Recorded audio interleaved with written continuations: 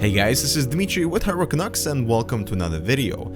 On our review table today we have a very unique chassis from InWin. Now they are known for producing quite interesting cases and I was actually very excited to get my hands on this InWin 904. I mean, look at it, it looks kick-ass. And that price tag, well, that's questionable, but what we have here is a full aluminum construction, very comparable to that of case slabs, plus that one aluminum piece that shapes the exterior is quite elegant, and that seems to be sort of the main selling feature. Now you also notice the side panels that are fully glass, none of that flexible acrylic. This is tempered tinted glass that you should handle with care. But wow, does this thing bring your build to new heights when it comes to aesthetical elegance. Now who cares if it lacks functionality, this is a piece of art. The glass side panels are secured by 4 thumb screws and are held on these rubberized standoffs to prevent damage from any micro vibrations, so that's covered. The 904 is within the mid-tower size, and as you can see the front element is completely solid, so all the front panel connections have been moved to the side where we find 4 USB 3 ports, audio jacks and a power button.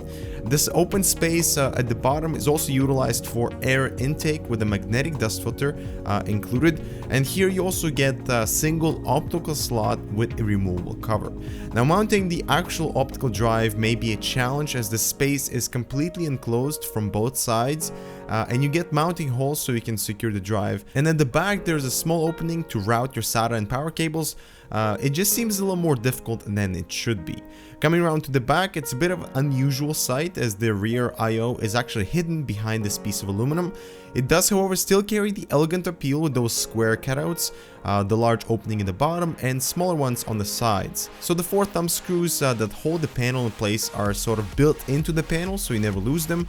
And what we find behind is a more familiar scene with bottom mounted power supply with only one possible orientation, 8 PCI slots and a 90mm fan mount. Above the fan mount you see there's an additional cutout, so in case you are using an all-in-one water cooler, either 120 or 140mm, you'll still be able to pass the tubing through those ports and installing the fan and radiator on the outside.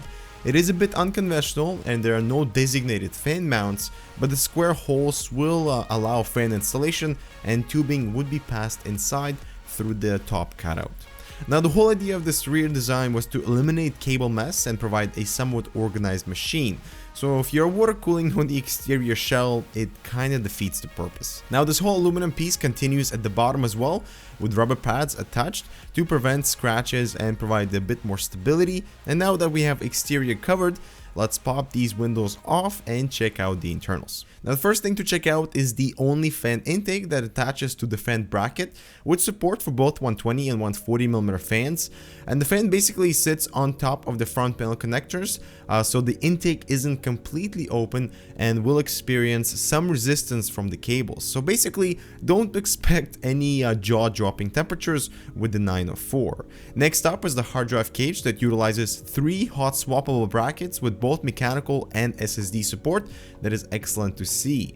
The space above the drive cage is, however, left underutilized, and that is unfortunate considering how expensive the materials are to produce. So for this case, you would assume the design would be more thorough. On the front panel, I'm very happy to see 2 additional SSD brackets removable with thumb screws, and again the screws are mounted onto the bracket so you don't accidentally displace them. Power supplies up to 180mm will fit, but it's going to be tight depending on cabling, and graphics cards of any length will fit as there's practically no obstructions, and as you can see over 14 inches is available.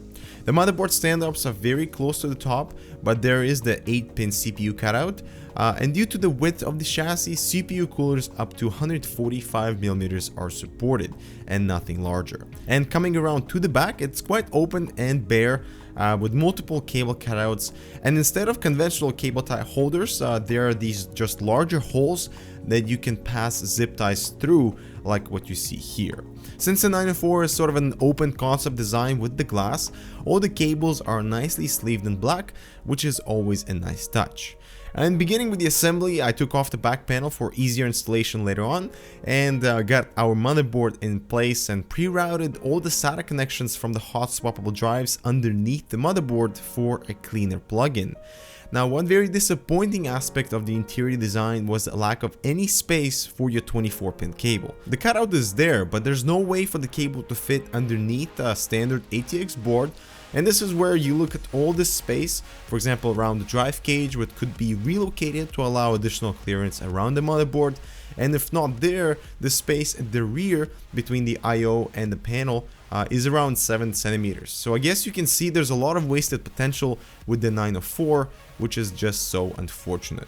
For example, with our motherboard, the CPU placement is quite high, so the proximity to the top of the case would mean very limited selection for your CPU towers. And moving on to the power supply, we are using a 170mm unit, and right off the bat, I would recommend installing the power supply in the beginning before the motherboard, as the motherboard does prevent a clean insertion from above, and because of this hinge on the side, simple slide in is almost impossible. And finally, after the power supply is installed, I was very happy. You do wonder why so many limitations exist simply for a cleaner exit of the cables at the rear. The multiple compromises greatly outweigh the single elegant feature of the back panel. And taking a closer look at the finished internals, things look alright, but I can't help to be thinking about the very uncomfortable process that took me to get there. With the power supply, that 24-pin cable that I couldn't route properly, the resistant and the only intake, plus all this wasted space beside the drive cage. Perhaps there's some hope left during the 904 round. You can't really do much but scatter the cables in the most efficient manner, and once the panel is closed, because of the tint, you can't really see much, so that's a bonus. And now finally coming on to the last piece of this puzzling design, the rear aluminum panel to hide all those cables. And it sure works, but now your access is completely blocked, so if you need to swap a USB cable or anything in the I/O, it's definitely going to be a procedure and not a very pleasant one. So I will conclude by stating that the InWin 904 took me by surprise with its elegant and gorgeous design with tempered glass and full aluminum excellent build quality. They did some things right with hot swappable base and SSD brackets plus long GPU support, but the limited internal length and width is just a huge compromise on user-friendly assembly and space efficiency that is just not on par for the price you pay, which is disappointing. And I know this case wasn't designed for water cooling enthusiasts or just an enthusiast in general, so there was a lot of emphasis put on appearance, but InWin should have taken more time to polish on the functionality aspect to justify such a high price, perhaps to be catered to the enthusiasts.